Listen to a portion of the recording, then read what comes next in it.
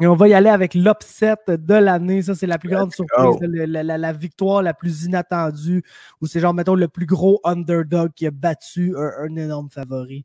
Donc, j'ai une couple de mentions honorables ici, là, je pense, qui valent la peine d'être mentionnées. On a Daniel Rodriguez, encore lui, face à Tim Means. Shayna Dobson face à Maria Agapova. Je le sais que ça, là, en termes de odds, c'est peut-être le plus gros upset de l'année. Mais je comprends pas pourquoi Agapova arrivait à moins 1000 favorites là, dans un combat dans l'UFC.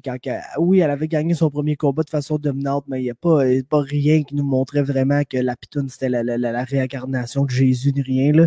Fait que, genre, je pense que c'est plus les odds makers qui se sont biaisés dans ce combat-là que d'autres choses. Une faute de frappe. Ouais, exactement. Bien que, tu sais, Agapova se méritait là, d'être favorite face à Shayna Dobson, mais la manière dont elle était favorite, je pense pas que c'était fair. Bref, Mounir Lazzez contre Abdul Radak Al-Hassan, Justin James face à Frank Camacho et Daniel Pineda face à Herbert Burns sont mes mentions honorables au numéro 10. C'est Joel Alvarez. Qui ça? Oui, Joel Alvarez face à Joe Duffy. Si tu m'avais dit ça il y a 2 ans, qu'il y avait un quelconque espagnol de 6 pieds 2 à 155 livres qui allait genre péter Joe Duffy comme s'il était de la marde, je n'allais pas te croire. Puis c'est ça qui est arrivé. Fait que c'est pour ça que je l'ai laissé à la liste. Au numéro 10, Lerone Murphy face à Ricardo Ramos. Écoute, Lerone Murphy, il était vraiment très bon. Là. On l'a vu dans son premier combat contre Zubaira Tukhugov. Il nous a montré des très belles choses. Je me disais ça, c'est un prospect. C'est un prospect. Tabarnouche, je me le dis. C'est un prospect à surveiller pour la suite des choses, mais je ne m'attendais pas vraiment à ce qu'il pète Ricardo Ramos. Là, son deuxième combat dans l'UFC comme ça, de battre un gars comme Ricardo Ramos qui a des grosses victoires contre d'excellents combattants, là, puis qui perd juste contre, mettons, Saïd Nurmagomedov, puis des gars comme ça. Ça te montre à quel point le Lerone Murphy, c'est un prospect à prendre au sérieux, puis c'est une victoire très inattendue, là, ça, selon moi. Fait que j'avais pas le choix de le mettre dans mon top 10. Au numéro 8, une de 2 victoires de Drew Dober, celle-là contre Alexander Hernandez. On parlera peut-être plus de Drew Dober quand je vais parler de son autre victoire surprenante, là, parce qu'il y en a 2 sur la liste. Au numéro 7, j'ai Alexei Oleinik, le seul l'unique, qui a battu Fabricio Verdum. Je ne sais pas s'il faut que je donne le shout-out à Oleinik ici ou s'il faut juste que je shit sur Verdum pour sa performance dans ce combat-là, mais on sait que c'était pas supposé d'arriver de même, ça c'est sûr à 100%. Ensuite, au 6e rang, on a l'homme à la moustache, Timothy Johnson, qui s'est complètement réinventé et qui est allé battre Tyrell Fortune, un des meilleurs prospects heavyweight au monde, genre.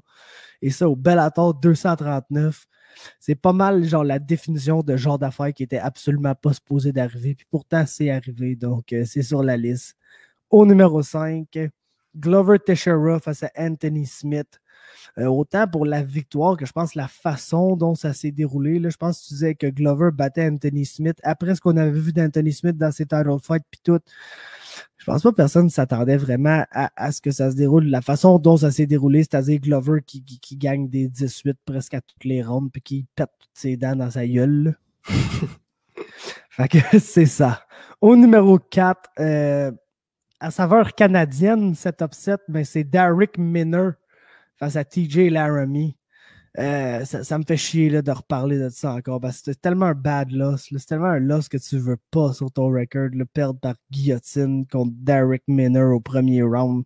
Quand c'est la seule victoire qu'il y a sur sa fiche. Là. Le gars, il a comme plus que 10 défaites pro avant de rentrer dans l'UFC. Ils t'ont ramassé ça sur short notice. Tu es supposé de ce point-là, se faire péter la gueule 2-3 fois, se faire crisser dehors. Puis il est là avec un UFC win face à TJ Laramie. Qui a pratiquement tout fait pour se crisser la tête dans ce guillotine-là. Là, si tu réécoutes il est tombé dans son aisselle. Ah ouais, non, c'est ça. Là. Puis c'est quasiment pas si état. Un peu, je vais remettre ma tête exactement à la bonne place pour toi. Ouais, c'est bon, t'es-tu prête le gros? Bon, vas-y, fais-la ta guillotine. Là, t'sais. Fait qu'en tout cas, super bad loss, mais ça devait jamais arriver de même. Je pense que même l'UFC, quand ils ont booké Laramie contre Minner, pensait pas que Laramie allait perdre ce fight-là. Fait que c'est ça qui est ça. Au numéro 3 maintenant. Drew Dober, encore une fois, face à Nasrat Akparas. Puis je le sais que Hernandez est plus highly ranked que Nasrat Akparas. Mais on avait déjà vu Dober battre Akparas de la façon dont il l'a battu avant qu'il batte Alexander Hernandez. Donc, c'était comme une moins grosse surprise pour moi. Je pense que quand il a battu Akparas, c'est là qu'on s'est rendu compte que genre Drew Dober, c'était plus juste le training partner de Justin Gaethje. C'est lui aussi rendu un fighter comme excessivement dangereux et puissant et solide dans la division 155 livres. Puis je pense que c'est cette victoire-là contre Nasrat qui l'a vraiment mis sur la map et qui m'a vraiment surpris parce que Nasrat, moi j'en entends parler par tout le monde du Tristar, puis c'est comme le gars le plus craint dans le gym ou presque là à peu près là. Puis il est bon, il est technique, il est puissant, il est rapide, il a tout pour lui, puis il s'est rebattu après, puis il a réussi à gagner puis tout. Fait que je sais même pas, tu sais, contrairement à Hernandez, on a vu là, un changement de style de sa part, on a vu une baisse de régime qu'on n'explique pas trop de sa part. On n'a pas vu ça chez Nasrat, on a juste vu un gars qui, oui, il était peut-être un peu trop eager de se battre, fait qu'il a échangé, puis s'est mis à brawler avec Drew Dober, puis il s'est fait pogner, mais dans son combat par rapport, on a vu Nasrat. C'est le Nasrat qu'on avait vu dans les combats d'avant. Donc, je pense qu'il faut donner plus de crédit à Drew Dober pour cette victoire-là, selon moi, que la victoire face au chum Alexander Hernandez. Et mon numéro 2, ben, c'est Jan Blachowicz contre Dominic Reyes, là, que je pense que c'est un no-brainer pas mal. Classique. Blachowicz, on se rappelle qu'il a complètement anéanti les côtes à Reyes avec des coups de pied terrifiants. J'ai envie de parler d'un petit peu de Glover Teixeira, moi, avec Smith. Tu sais, c'est une comparaison un petit peu douteuse, là, mais tu sais, j'ai l'impression que ça revient un petit peu comme Sakai puis Overeem. Tu sais, t'avais Smith qui était le favori, puis t'avais Teixeira qui l'était pas du tout, puis ça a fini que ça a été l'inverse. Tu sais, Teixeira, je pense qu'il a réussi à amener à Smith au sol, puis il a enlevé toutes les dents de son palais, fait que gros upset de mon boy Glover Teixeira, qui est un upset en général cette année en 2020. Il n'y a personne qui aurait pensé que ce gars-là aurait pu aller chercher d'autres wins, puis il l'a fait un petit peu comme Alistair Overeem. Mais moi, mon numéro 1, tu viens de le nommer, puis c'est mon chum Blachowicz face à Reyes. Personne ne s'attendait à ça. Reyes l'a pris complètement à légère. Blachowicz l'a anéanti après 2 rounds seulement, je pense, sur un 5 rounds, fait que c'était même pas proche. Il remporte la ceinture des poids mi-lourds, pardon. Minner face à la Marie, même chose. Je m'attendais tellement à beaucoup de TJ Laramie, fait que j'ai été bien déçu qu'il se fasse pogner en guillotine comme ça. Puis Drew Dober, évidemment Drew Dober, là. Mais mon numéro 1, Jan Blachowicz. Yup, pour ma part, mon numéro 1, c'est peut-être un pic sentimental. Là. Je pense que Blachowicz le méritait, mais moi, il y a une combattante en particulier que j'aime, je l'ai toujours aimée, puis c'est Roxanne Modafferi, man. Je l'aime, cette fille-là. Elle est cool, elle a l'air le fun. En plus, je sais que dans le temps qu'ils étaient ensemble, là, Barrio puis Jade, ils avaient été s'entraîner à Vegas, puis elle avait été bien, bien fine avec Jade. Elle avait montré beaucoup d'affaires. Ça a vraiment l'air d'une bonne personne. Puis 100%, man. le disrespect, man, des oddsmakers face à quand elle affrontait Macy Barber, tu sais, oui, Macy Barber, c'est la hot prospect. Puis on ne l'avait pas vu là, contre une combattante du top 10 comme Roxanne Modafferi, qui est la fille qui s'est battue pour le titre initial, là, basically, là, dans l'UFC.